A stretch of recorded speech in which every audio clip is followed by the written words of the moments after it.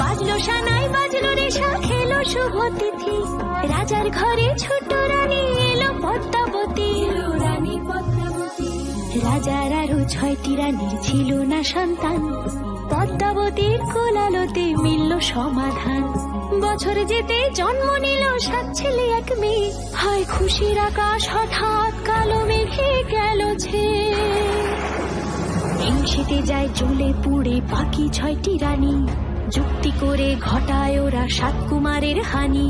সুযোগ মতো 7 ছেলেকে মাটিতে দেয় পুঁতে বাঁচে একা পারুল ওরা পায় না তাকে ছুতে ধাইমা বাজায় সেই মেয়েকে বড় করে তোলে 7 ভাইকে পায় যে পারুল 7টি চাপা ফুলে এত কিছুর পরেও রাজার বিপদ যে কাটে না সূর্য নগরে সুখের সূর্য আর ওঠে না